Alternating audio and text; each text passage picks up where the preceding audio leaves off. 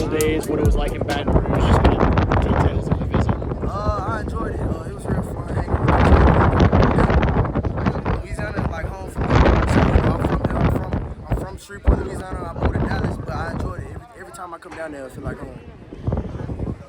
What else stands out? I mean, you mentioned it feeling like home, kind of the cultural aspects. You got a chance to spend some time with Coach Hankton, you just said. But when you look at from a football standpoint, as you get closer and closer to making a decision, what are the things that you're learning about LSU and what they're looking for and what you're looking for as a potential fit for your home at the next level? Coach Hankton, the real, he won that, that he really care about you. He's not going to just, throw you out there. He's going to really try to take care of you. And he going to treat you like a son. You've got the OVs are pretty much set, right? You have the dates and all those. When you get to that point and you're kind of taking that deeper look, what do you hope to find from a school that is going to be the choice for you before senior year?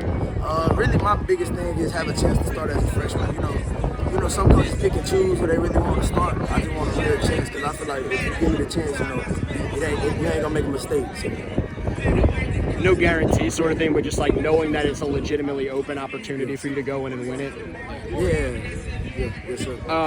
What is the conversation like that when you ask Coach Hankton, what does it look like to earn playing time early on? What does he say about what that looks like? Well, for me, he didn't prove that he didn't start a freshman before. So that's my biggest thing. I don't really worried about the talk. It's more like, have I seen it? So, Alabama got to get a chance because you see what Ron Williams in the same situation I'm in. He reclassed up just like me.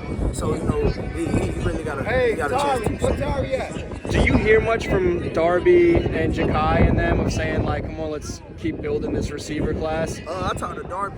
I talked to him. My first time actually speaking to him was at the UA camp. And after that, we just clicked. He cool, though. He real cool. What do you think about just where the program is right now with BK? Obviously, last year I don't think they had the record they wanted to, but they really invested in it this offseason to try and take that next step. When you look at where LSU is overall and kind of what their trajectory is under Coach Kelly, what do you think? I feel like, Coach Kelly is a great coach. But not only that, he's going to always have a quarterback. LSU's always been like that. They're always going to have a quarterback. They just got the transfer at Mississippi State. I was in 8th grade when he played DeSoto, but when I seen him, he killed. So, I feel like, and even when I went to practice this weekend, he did real great. Coach Malone told me, he's going to redshirt him this year. But, the thing, at least he's going to be able to learn behind Garrett Nussmeier, and Nussmeier is a vet. So, I feel like that'll be great for him.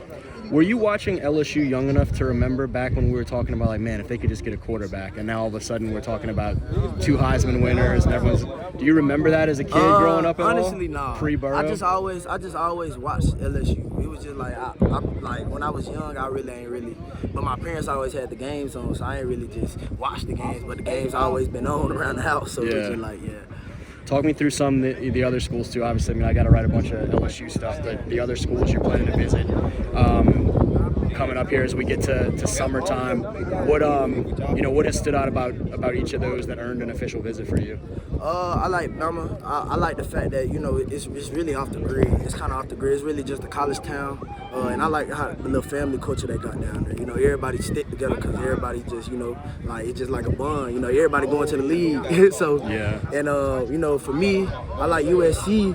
But the taxes are a lot higher. I don't really like that. But it's a lot of opportunities in USC as well, though. You're in the middle of California, but it could be a distraction as well, though. So. When you mentioned the taxes of California, how much are you at a stage yet with the schools where y'all are talking a lot of the NIL type stuff yet? Yeah, I've been talking to Coach Hankton a little bit about it. I've been talking to Coach Simmons a little bit about it, and Alabama. So.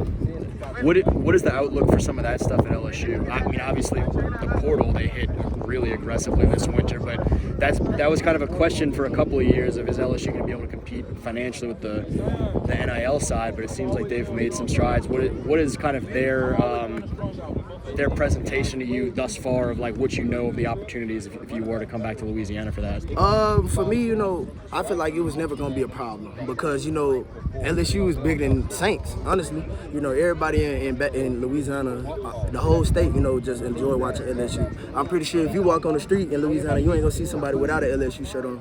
So, that's I feel like that wouldn't be a problem. What do fans of all these these fan bases? What do they need to know about you? Whoever you end up picking in a couple of months here, what do they need to know they're getting in Boobie Feaster?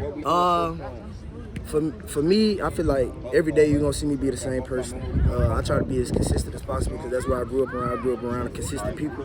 So I feel like, if you see me catching a ball every day, I'm gonna do that every day. So